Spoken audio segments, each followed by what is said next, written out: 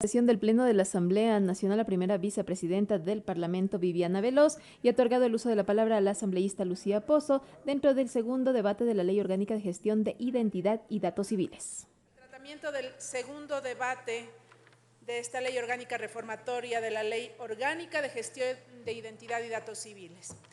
Solamente hacer algunos aportes más a lo manifestado con absoluta claridad por la legisladora Pierina Correa, a quien agradezco esas observaciones y solicito también que la comisión trate las propuestas y las observaciones realizadas absolutamente válidas en este contexto. Precisar que hay 11 observaciones que estoy realizando y que he presentado ya directamente a la comisión también respecto del texto que lo han tratado en la Comisión de Garantías Constitucionales, Derechos Humanos, Derechos Colectivos y de la Interculturalidad.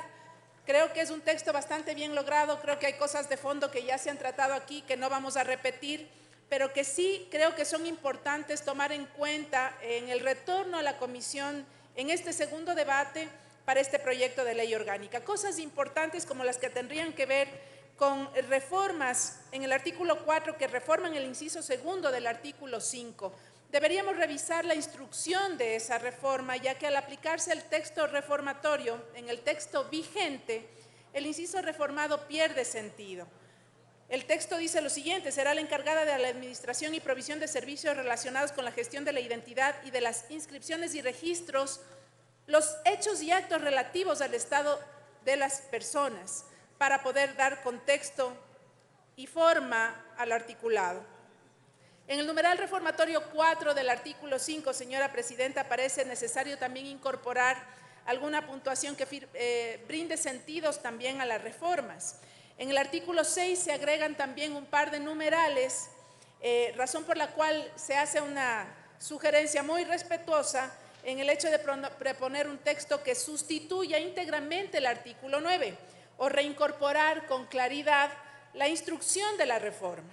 Una vez efectuados aquellos, se debe realizar una renumeración de los numerales. En el artículo 6, en el que se manifiesta que el artículo 9 debe efectuar siguientes cambios y reenumerarse los numerales.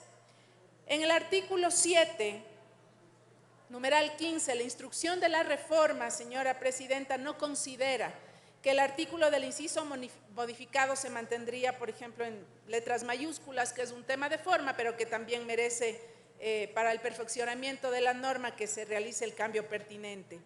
En el artículo 15, en el caso de los numerales 1 y 2, podrían ser sustituidos por un solo numeral que contenga la instrucción de sustituir el numeral 4 por el propuesto en el proyecto, sustituyéndose como único numeral el numeral 4 por el siguiente. En el numeral 23 hay un texto sustitutivo que hay que agregarse también en el número del artículo, incorporándose el numeral que sería el numeral 59 como plazo para el registro. El artículo 24 debería revisarse como sugerencia la instrucción de reforma que genera una falta de sindéresis en el epígrafe de la disposición, manifestándose finalmente así: artículo 65, fuentes para la inscripción o registro. El registro de defunción. Las inscripciones o registros de las defunciones tendrán como documentos fuentes los siguientes. En el artículo 26 sugerimos se debe revisar la frase que suprime la palabra artículo, ya que según el texto de la ley en vigencia dice capítulo, no artículo. El artículo 26 lo manifiesta. El artículo 27, si la idea como observación es derogar el texto íntegro del artículo 75.8, se debe modificar la instrucción, señora presidenta y señores de la comisión, contenida en esa disposición. Suprímase el artículo 75.8, es la sugerencia.